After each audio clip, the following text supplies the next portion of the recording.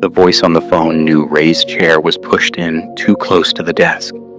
It knew about the coffee stain on his sleeve before he'd even looked down to check. And when he finally worked up the nerve to ask who was calling, it just sighed, tired of the question, and said, "I already told you." This account came through our story submission line. Names have been changed. Everything else stayed exactly the way it was told to us. Welcome back to the Horror Chronicles. Ray Delacroix had worked the graveyard shift at Blackwell Distribution for 3 weeks, 10 p.m. to 6 a.m., alone in a 400,000 square foot warehouse on the edge of an industrial park, where the streetlights gave out half a mile before the gate. It wasn't a bad job. Quiet, and it paid a little better than his last one, which mattered more these days than it used to. He clipped his radio to his belt out of habit before every shift, though nobody on it ever said much after midnight. The building had 9 guard posts listed on the directory by the front entrance. Ray had only ever worked Post 2 and Post 4.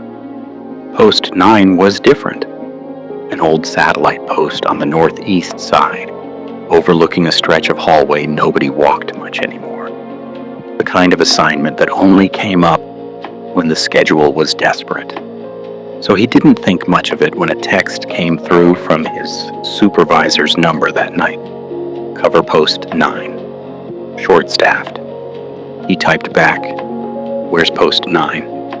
No answer. He tried calling 10 minutes later. It rang twice, then dropped into a voicemail box that had never been set up. He told himself people don't pick up their phones at midnight. He almost believed it. He found the post eventually. Down a hallway, new hires never got shown. A narrow office, 1 desk, a landline phone, a bank of monitors so old the screens had a faint green tint. Someone had left a coffee mug on the desk. Steam was still coming off it. He didn't think much of that. Not yet. At 1:14 a.m., the landline rang. Ray almost didn't answer, and he hadn't even known the extension worked. But it kept ringing, so he picked it up. Blackwell Security Post 9. Silence, then breathing, slow and even, like someone standing very close to the receiver. "You're new to this post," the voice said, male, calm, almost bored. "Dispatch, just a radio check. Say your name for the log."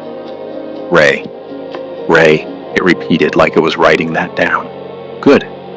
Stay at your post tonight. Don't go wandering the east hallway." The line clicked dead before he could ask why. He told himself it was standard procedure at a post he'd never worked. Logged it. A 114 radio check. Dispatch. Then, because something about it itched at him, called the real dispatch number off the card taped to his desk. "Blackwell Central Dispatch, this is Marcy." "Hey, it's Ray, Post 9. Following up on the radio check you guys called a few minutes ago." A pause. The kind that drops your stomach before you even know why. "Ray, honey, we don't have a line into Post 9.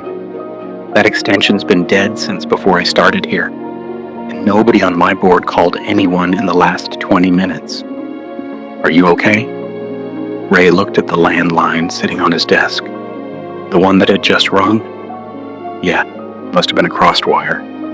He didn't believe that. Neither did Marcy. At 2:47 a.m., the landline rang again. Ray let it ring 4 times before he answered. He didn't say a word. "You didn't believe me," the voice said. "About the east hallway." His mouth went dry. He hadn't gone anywhere near it. "You're sitting with your back to the door right now," it continued. Chair pushed in too close to the desk. Coffee stain on your left sleeve from the machine on the 2nd floor. Doesn't take quarters anymore, does it? Just the card reader. Ray stood up so fast the chair slammed into the wall behind him. "Who is this?"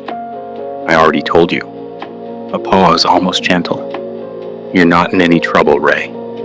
But I need you to stop looking at camera 9. I don't like being watched back there." His eyes went to the monitor bank before he decided to move them. Camera 9 covered the east hallway, and on the grainy green feed, Standing dead center in frame was a man in a security uniform, a style Blackwell hadn't issued in years.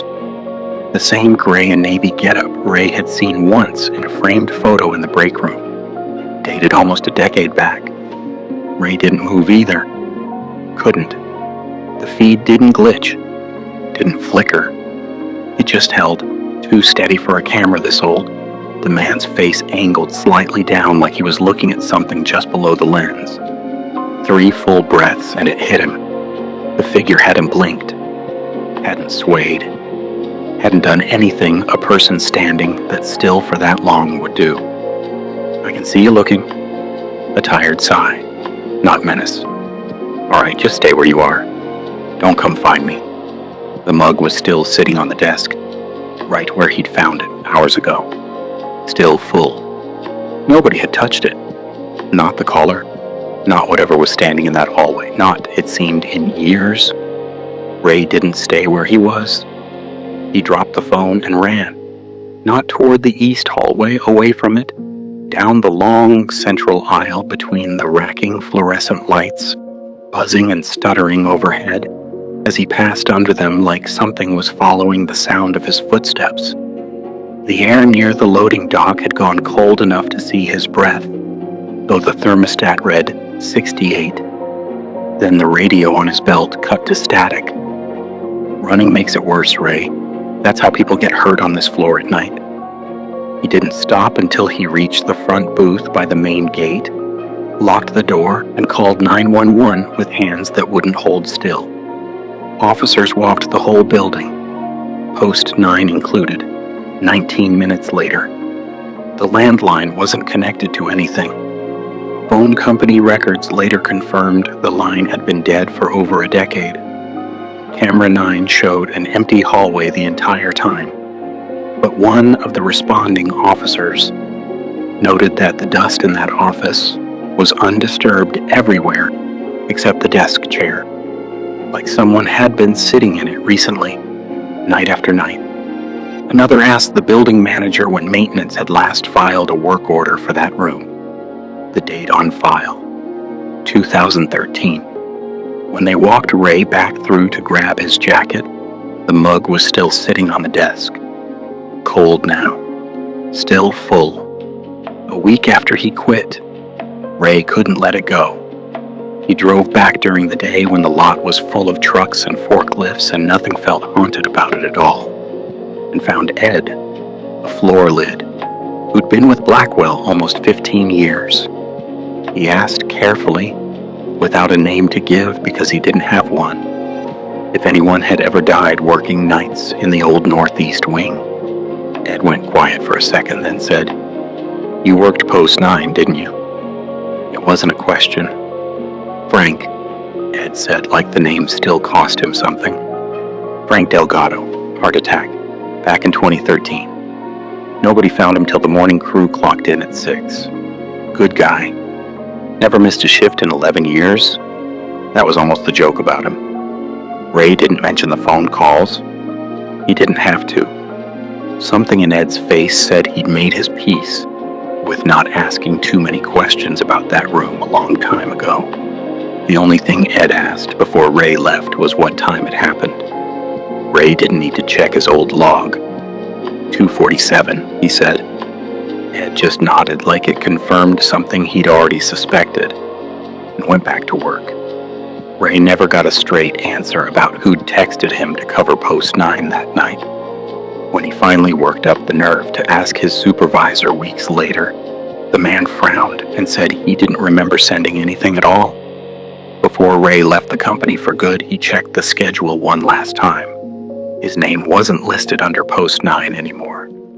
Someone else's was. If you're ever told to cover a post you've never heard of, don't ask where it is. Ask who's covering it after you're gone. That's the story of Post 9, told as close as we could to the way it reached us.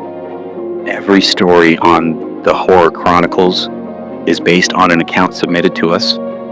We do our best to tell it the way it was told to us. If this one got under your skin, it genuinely helps this channel grow. Tell us in the comments. Would you have picked up that phone a second time? Send it to the one friend you know is working a night shift this week. And if you haven't already, subscribe so you don't miss the next one. Keep the lights on.